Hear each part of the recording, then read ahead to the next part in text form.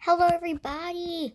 We're gonna do a video about the history of Joey Drew Studios. Okay, I'm gonna start now.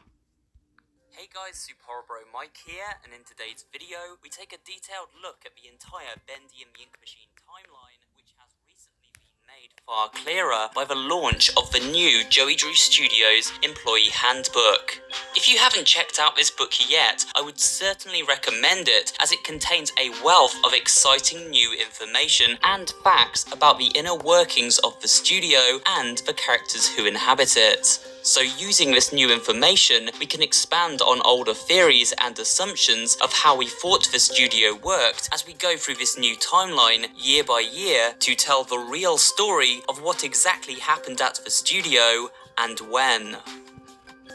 Our story begins in 1929, when two ambitious dreamers, Joey Drew and his friend Henry Stein, partnered to open an animation studio of their own under Joey's name. Both Joey and Henry had been animators previously. However, Henry seemed content to stick to the animation side of things, while Joey handled the day-to-day business and was tasked with coming up with new ideas to implement. Bendy was the first creation from the duo, Joey rejecting Henry's initial design and instead going with this more manic-looking version. Maybe that was a good move, as Bendy shot to popularity after the smash success of his debut cartoon, Little Devil Darling. Later the same year, Joey and Henry produced another character, everybody's favourite wolf, Boris, in his first film, Sheep's Songs. However, while the first year at Joey Drew Studios seemed to be going well financially, behind the scenes, relations weren't so stable. Only 2 weeks into this company, and already it's gotten interesting. When I agreed to start this whole thing with him, I thought there'd be a little more give and take. Instead, I give, and he takes. I haven't even seen Linda for days now.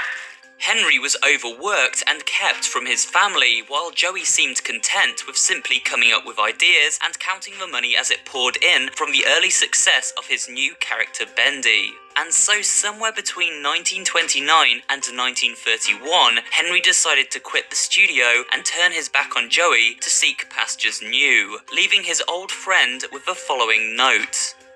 Joey, after much thought, I've decided that it's time for me to move on from the studio. Let's discuss as soon as you have an opening on your schedule. I hope you'll understand, old friend. Henry.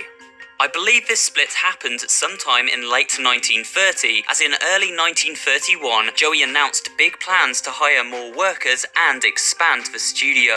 We're growing, knocking out a few walls, putting in a few desks, and collecting the finest talent money can buy. Joey speaks of knocking down a few walls and putting in some new desks, and Henry comments on exactly that during Chapter 1 of the game. Looks like they knocked out a wall or two after I left. Guess it took a few people to replace me.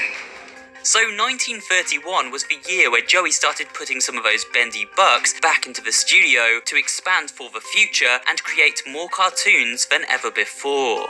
In fact, this employee handbook reveals just how many new departments were created and filled with brand new workers. No wonder there was never a shortage of test subjects. This led into the hiring of a new voice for a new character, the character of Alice Angel, created in 1933. However, we have heard the following recording from Alice's actress Susie Campbell in 1932. Sammy, our music director, was also telling me they're working on a new character upstairs. Might require a female touch. I've got a good feeling something great is going to happen. So it seems casting was completed well in advance of the character's official announcement to the world, which appeared in the Erie Daily Times newspaper. Here, Joey was interviewed and speaks at length about his brand new creation. Before introducing Susie Campbell to his staff, Joey first took her out to a lunch where he revealed that the financial situation at the studio wasn't in the best shape.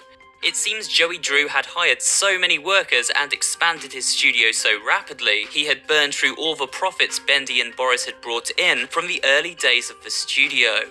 Joey's answer to this? Spend more money. In 1934, he launched the Heavenly Toys Workshop, headed up by toy maker Sean Flynn. This new department within the studio launched a line of Bendy, Boris, and Alice Angel toys into the homes of kids across America, although it seems perhaps Alice wasn't quite as successful as her two counterparts. And if he really wants to be so helpful, he could be telling me what I'm to be doing with this warehouse I got full of that angel whatchamacallit. Not a scrap of that mess myself.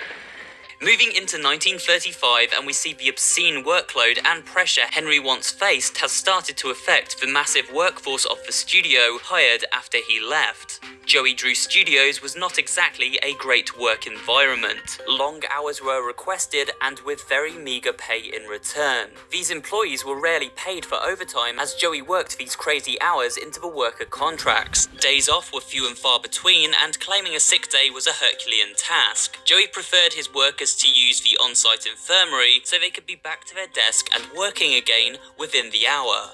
One must assume this horrendous work environment was born out of Joey's wish to both save money and churn out merchandise and cartoons to keep the studio open after his reckless spending sprees. Joey felt the need to constantly overspend in order to further expand his growing empire, much to the dismay of the studio accountant Grant Cohen. I'm the guy who has to make sure our budgets don't go all out of whack just because genius upstairs went out and got himself another idea. We can even see this non-stop crunch in the workplace affecting the mental well-being of Joey's employees. Just listen to music director Sammy Lawrence and his comments in this audio taken from 1935. Every time I turn around, there's more work to do.